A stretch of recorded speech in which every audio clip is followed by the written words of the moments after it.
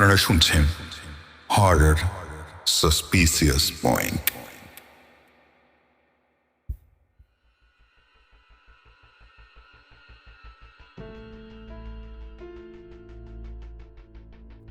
নাম জানা বা অজানা কিছু বিখ্যাত লেখকের গল্পের ডালি নিয়ে সাজানো আমাদের এই নিবেদন হরর সাসপিসিয়াস পয়েন্টে জানাই সকলকে স্বাগত।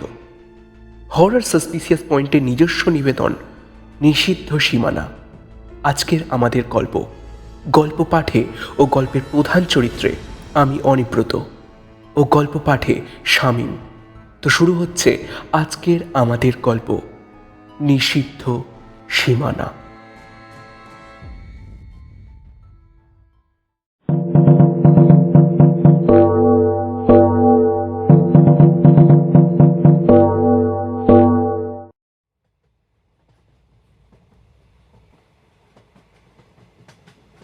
আমার পেশাটা একটু অদ্ভুত।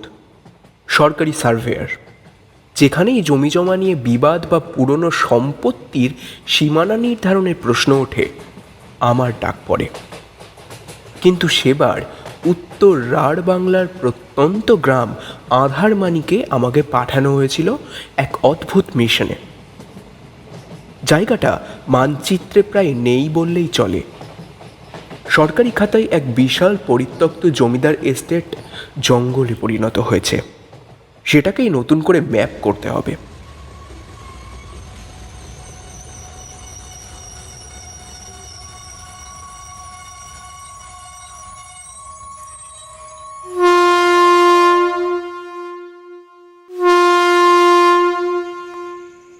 ট্রেন থেকে যখন নামলাম তখন সূর্য ডুবুডুবু। স্টেশনটা এত ছোট যে প্ল্যাটফর্মও নেই। সেখান থেকে ভ্যান রিক্সায় আরও 12 মাইল। ভ্যানওয়ালা ছেলেটার নাম ছিল বিশু। সে আমাকে নামিয়ে দিল এক জরাজীর্ণ কাচারি বাড়ির সামনে। বাড়িটা দোতলা, কিন্তু একতলার বেশিরভাগ ঘরই আগাছায় ঢাকা। বিশু টাকা নেওয়ার সময় অদ্ভুতভাবে আমার মুখের দিকে তাকিয়ে বলল, বাবু একা থাকবেন? সঙ্গে তো কেউ নেই আপনার? রান্না বান্নার লোকও তো এ তল্লাটে রাতে থাকে না। আমি হেসে বলেছিলাম, ভয় নেই বিশু, আমি ভূত মানি না, আর আমার সঙ্গে শুকনো খাবার আছে, স্টোভও আছে। তুমি এসো, কোনো চিন্তা করো না। বিশু চলে যাওয়ার পর চারপাশটা যেন গিলে খেতে এলো। জায়গাটার নাম যে কেন আঁধারমানিক তা বুঝতে বাকি রইল না। অমাবস্যা আসন্ন, তাই আকাশে চাঁদ নেই। চারিদিকে ঘন জঙ্গল, মাঝখানে এই শতাব্দী প্রাচীন বাড়ি। আমি নিচতলার সবচেয়ে ভালো ঘরটা বেছে নিলাম। ঘরটা বিশাল, ছাদ অনেক উঁচুতে, কড়িকাঠগুলো বেরিয়ে আছে পাঁজরের মতো। প্রথম রাতটা কাটলো অস্বস্তিতে। ভয়ের জন্য নয়, বরং এক অসহ্য নিস্তব্ধতার জন্য। গ্রামের কুকুরের ডাকারও শব্দ নেই, শুধু ঝিঝি পোকার একটানা আওয়াজ আর মাঝে মাঝে বাতাসের গোঙানি। রাত 2টো নাগাদ আমার মনে হলো ওপরতলায় কেউ যেন হাঁটছে।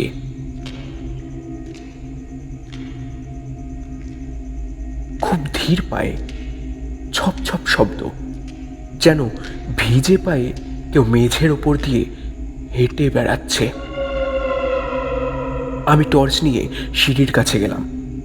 পুরনো সিঁড়ি, কাঠের, পা দিলেই ক্যাচ ক্যাচ করে শব্দ ওঠে। চেঁচিয়ে বললাম, কে কে ওখানে, কে? কোনো উত্তর নেই। শুধু মনে হলো সিঁড়ির বাঁক থেকে এক ঝলক ঠান্ডা বাতাস নেমে এসে আমার মুখে ঝাপটা মারল। বাতাসটা কেমন যেন পচা, পদ্ম ফুল আর ভিজে মাটির পচা গন্ধে মেশানো। আমি যুক্তি দিলাম পুরনো বাড়ি, তাই ইঁদুর বা বিড়াল হবে। কিন্তু মনের কোণে একটা কাঁটা খচখচ করতে লাগলো। ভিজে পায়ের শব্দটা কি সত্যি ইঁদুরের হতে পারে? পরদিন সকালে জরিপের কাজে বেরোলাম। আমার সঙ্গে ফিতে, কম্পাস আর ট্রাইপড। কাচারি বাড়ির ঠিক পেছনেই একটা বিশাল দিঘি। জলটা কালচে সবুজ, দেখলেই কেমন যেন গা ছমছম করে। দিঘির পাড়ে বিশাল সব অর্জুন আর শিমুল গাছ। দিঘির নাম রক্তপুকুর। মাপজোক করতে করতে লক্ষ্য করলাম কম্পাসের কাঁটাটা অদ্ভুত আচরণ করছে। উত্তর দিকটা স্থির হচ্ছে না, বারবার ঘুরছে। এমন সময় এক বৃদ্ধকে লাঠি ঠুকঠুক করে আসতে দেখলাম। পরনে ধুতি, গায়ে একটা ফতুয়া, গলার চামড়া ঝুলে পড়েছে। তিনি আমার সামনে এসে দাঁড়ালেন, ঘোলাটে চোখে তাকিয়ে বললেন, মাপছো কি বাবা? এ জমি মাপা যায় না। আমি বিরক্তি নিয়ে বললাম, সব জমিই মাপা যায় দাদু, আর এটা সরকারি কাজ। বৃদ্ধ হাসলেন, কিন্তু সে হাসিতে কোনো আনন্দ নেই। জমিটা নীলকণ্ঠ রায় মাপতে চেয়েছিলে, তার বংশে বাদি দেওয়ার মতো আজ আর কেউ নেই। কৌতূহলবশত জিজ্ঞেস করলাম, কেন? বৃদ্ধ গলা নামিয়ে বললেন, এই দিঘির পশ্চিম পাড়ে যেও না বাবা, বিশেষ করে সন্ধ্যার পর। কেন? কি আছে ওখানে? ওখানে ওখানে সে থাকে। অনেক কাল আগে নীলকণ্ঠ রায় সম্পত্তির লোভে নিজের ছোট ভাইকে ওই দিঘিতে ডুবিয়ে মেরেছিল। তারপর থেকে ওই দিঘি আর ওই বাঁশবাগান সবই ও দখলে। অমাবস্যার রাতে ও জাগে। আজ আজ তো চতুর্দশী, কাল কাল অমাবস্যা। পালাও বাবা, প্রাণ নিয়ে পালাও। আমি শহরে মানুষ, এসব গল্পে বিশ্বাস করি না, কিন্তু বৃদ্ধ চলে যাওয়ার পর লক্ষ্য করলাম দিঘির পাড়ের বাঁশ ঝাড়টা কেমন যেন অস্বাভাবিক। বাঁশগুলো সব একদিকে হেলে আছে, যেন কেউ জোর করে ওগুলোকে নুইয়ে রেখেছে।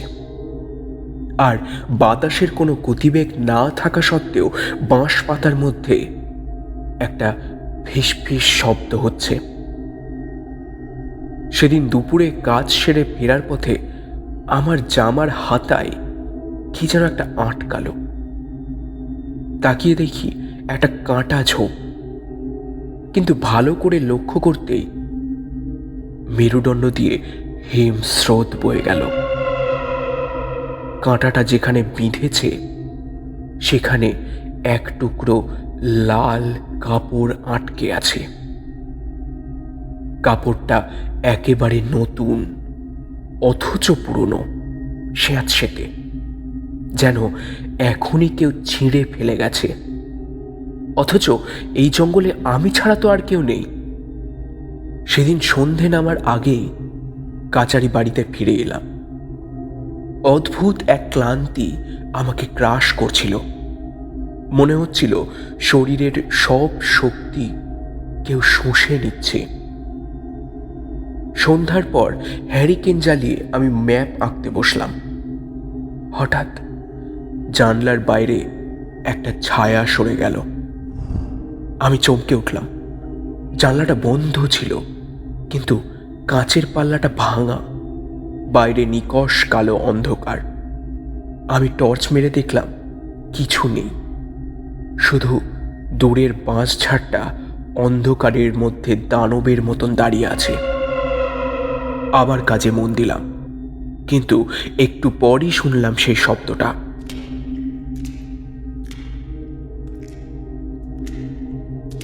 এবার শব্দটা উপরতলা থেকে নয়, বারান্দা থেকে আসছে, আমার দরজার ঠিক বাইরে।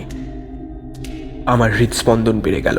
আমি উঠে দাঁড়ালাম, হাতে নিলাম সার্ভে করার ভারী লোহার শিকলটা। আমি সাহসী মানুষ, সহজে ভয় পাই না।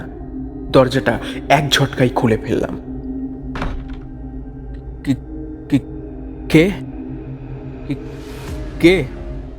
কেউ নেই। বারান্দা শূন্য, কিন্তু বারান্দার ধুলো মাখা মেঝেতে এক অদ্ভুত দৃশ্য। ভিজে পায়ের ছাপ, মানুষের পায়ের ছাপ, কিন্তু আঙুলগুলো অস্বাভাবিক লম্বা। আর সেই ছাপগুলো বারান্দা থেকে নেমে সিঁড়ির দিকে যায়নি, সোজা দেওয়াল বেয়ে উপরে উঠে গেছে। আমার গলা শুকিয়ে গেল। এ কোনো চোর ডাকাত হতে পারে না। আমি দ্রুত দরজা বন্ধ করে দিলাম, ঘরের কোণে রাখা জলের বোতলটা হাতে নিলাম। হাত কাঁপছে। সেই পচা পদ্ম ফুলের গন্ধটা আবার তীব্র হয়ে উঠল, এত তীব্র যে আমার শ্বাসকষ্ট হতে লাগলো। মনে হলো ঘরের বাতাস ভারী হয়ে আসছে। হঠাৎ আমার কানে এলো একটা সুর, খুব মিহি, করুণ, একটা গুনগুনানি। কেউ যেন কাঁদছে, আবার আবার গানও গাইছে। সুরটা পরিচিত নয়, কিন্তু শুনলে বুকের ভেতরটা মুচড়ে ওঠে। শব্দটা আসছে জানালার ঠিক ওপাশ থেকে। কেউ একজন ফিস ফিস করে ডাকলো, এসো, মাপবে না? জমি মাপবে না? গলাটা পুরুষের, কিন্তু তাতে একটা কর্কশ ভাঙা ভাব। আমি কানে হাত চাপা দিলাম। আমি জানি গ্রামের লোক বলে নিশি ডাকলে সাড়া দিতে নেই। আমি চোখ বন্ধ করে বসে রইলাম। সারা রাত আর ঘুম হলো না। ভোরের আলো ফোটার অপেক্ষা করতে লাগলাম। পরদিনই ছিল অমাবস্যা। আমার উচিত ছিল চলে যাওয়া, কিন্তু আমার যুক্তিবাদী মন হার মানতে চাইল না। আমি ভাবলাম এটা হ্যালুসিনেশন হতে পারে, জঙ্গলের গ্যাসে বা একাকিত্বের কারণে হচ্ছে। আমি ঠিক করলাম আজই কাজ শেষ করব এবং কাল সকালেই পালাবো। আমি সেদিন দিঘির পশ্চিম পাড়ের সেই নিষিদ্ধ বাঁশ বাগানের দিকে গেলাম, দিনের বেলাতেও, যেখানে সূর্যের আলো ঢোকে না। স্যাঁতসেঁতে মাটিতে পা দিলে দেবে যায়। আমি কম্পাস সেট বার করলাম। হঠাৎ দেখি আমার ট্রাইপডটা নিজে থেকেই পড়ে গেল। আমি তুলতে গেলাম, কিন্তু ওটা মাটির সঙ্গে এমনভাবে আটকে গেছে যেন কেউ নিচ থেকে টেনে ধরে আছে। আমি জোর লাগালাম। ঠিক তখনই আমার ঘাড়ের কাছে কারো নিঃশ্বাস অনুভব করলাম। গরম, দুর্গন্ধযুক্ত নিঃশ্বাস। আমি ঝট করে ঘুরে দাঁড়ালাম, কিন্তু কেউ নেই। কিন্তু আমার সামনের একটা ঝোপের আড়ালে দুটো চোখ জ্বলজ্বল করে উঠল। শিয়াল? না, শিয়ালের চোখ তো এত উঁচুতে থাকে না। ওটা প্রায় আমার উচ্চতার সমান। আমি চিৎকার করে উঠলাম, কে ওখানে? বেরিয়ে এসো, কে ওখানে? ঝোপ নড়ে উঠল। তারপর বেরিয়ে এলো একটা অবয়ব। না, মানুষ নয়, একটা ছায়া মূর্তি, কিন্তু তার মুখটা স্পষ্ট। পচা গলা, কিন্তু চোখ দুটো জ্বলন্ত কয়লার মতন। সেই বৃদ্ধের বর্ণনার সঙ্গে হুবহু মিলে যায়। নীলকণ্ঠ রায়ের ভাই নাকি অন্য কিছু। আমি দৌড় দিলাম, পেছনে আর তাকাইনি, কিন্তু বাঁশবন যেন গোলক ধাঁধা হয়ে গেছে। আমি যেদিকেই যাই ঘুরে ফিরে সেই দিঘির পাড়েই চলে আসছি। সূর্য ডুবে যাচ্ছে, অমাবস্যার অন্ধকার ঘনিয়ে আসছে। আমি বুঝলাম আমি ফাঁদে পড়েছি। ওরা আমাকে বেরোতে দেবে না। দিঘির জলটা হঠাৎ তোলপাড় করে উঠল। মনে হলো নিচ থেকে বিশাল কিছু একটা উঠে আসছে। আমি প্রাণপণ কাচারির বাড়ির দিকে ছুটলাম। কাঁটায় আমার জামা ছিঁড়ে গেল, হাত পা ছড়ে গেল, কিন্তু থামা যাবে না। কাচারির বাড়িতে ঢুকে আমি প্রধান দরজাটা বন্ধ করে দিলাম। সব কটা ছিটকিনি লাগিয়ে দিলাম। টেবিল চেয়ার দিয়ে ব্যারিকেড বানালাম। আমি জানি আজ ওরা আসবে। রাত 12টা, অমাবস্যার গভীর অন্ধকার। আমি হ্যারিকেনটা জ্বালিয়ে রেখেছি, কিন্তু তেল ফুরিয়ে আসছে। আলোটা দপ করে নিভে গেল। এখন শুধু আমার টর্চের আলোই ভরসা। হঠাৎ পুরনো বাড়িটা কেঁপে উঠল, যেন ভূমিকম্প হচ্ছে। ছাদের উপর ধূপধাপ আওয়াজ শুরু হলো, যেন 10-12 জন মানুষ একসঙ্গে লাফাচ্ছে। আর আর সেই ভিজে পায়ের শব্দ এবার আর বাইরে নয়, আমার আমার ঘরের ভেতরে। আমি টর্চ জ্বালালাম, আর আর আলোর বৃত্তে দেখলাম ছাদের ছাদের কড়িকাঠ থেকে কিছু একটা ঝুলছে। একটা মানুষের মতন আকৃতি, কিন্তু উল্টো হয়ে বাদুড়ের মতন ঝুলছে। তার লম্বা লম্বা হাতগুলো মেঝের দিকে বাড়ানো। সেই সেই সত্তাটা হিসিস করে বলল, জমি মাপা হলো, এবার এবার আমাকে মাপো। আমি সরে গেলাম।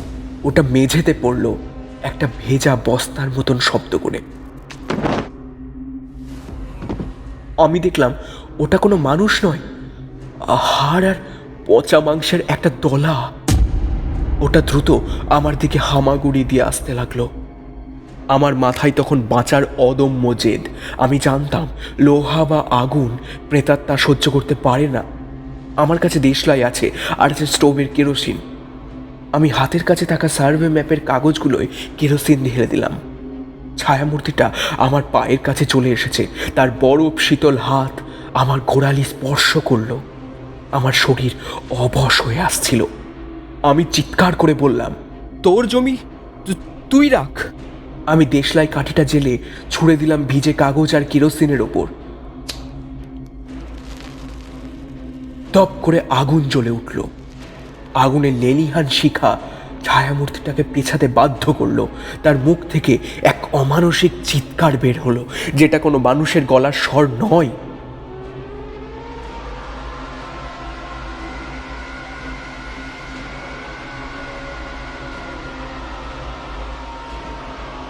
যেন হাজারটা শিয়ালের কান্না একসঙ্গে মিশে আছে। আগুনটা আমি লাঠি দিয়ে ঠেলে দিলাম তার দিকে। সে ছটফট করতে করতে ছায়ায় মিলিয়ে গেল, নাকি দেওয়ালের ফাটলে ঢুকে গেল সেটা বুঝতে পারলাম না। কিন্তু বিপদ কাটেনি। আগুনটা ঘরের পুরনো কাঠের আসবাবে ধরে গেছে। ধোঁয়ায় আমার দম বন্ধ হয়ে আসছিল। আমি জানলার কাঁচ ভেঙে বাইরে লাফালাম। নিচের ঝোপের উপর পড়লাম। ব্যথা পেলাম, কিন্তু বেঁচে আছি। পেছনে তাকিয়ে দেখি কাচারির বাড়ির একতলায় আগুন জ্বলছে। সেই আগুনের আলোয় আমি দেখলাম জানলার শিক ধরে কেউ একজন দাঁড়িয়ে আছে আগুনের মধ্যে। সে পুড়ছে না, শুধু আমার দিকে তাকিয়ে হাসছে।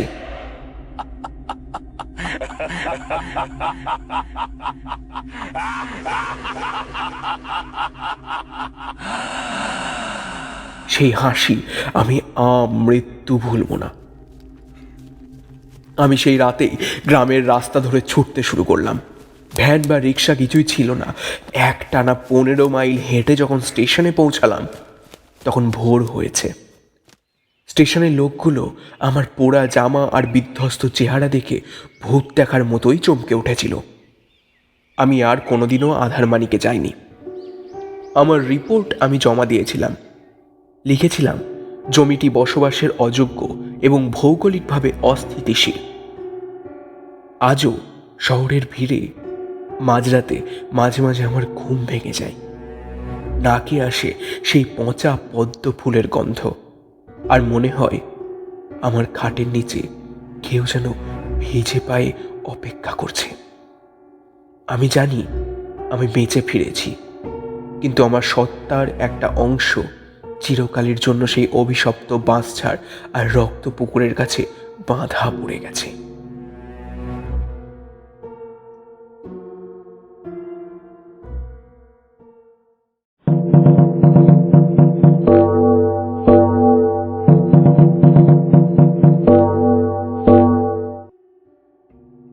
এতক্ষণ আপনারা শুনছিলেন হরর সাসপিসিয়াস পয়েন্টের নিজস্ব নিবেদন নিষিদ্ধ সীমানা। গল্প পাঠে অনিব্রত, স্বামী। তো আজ এ পর্যন্তই, দেখা হচ্ছে পরবর্তী গল্পে। ধন্যবাদ।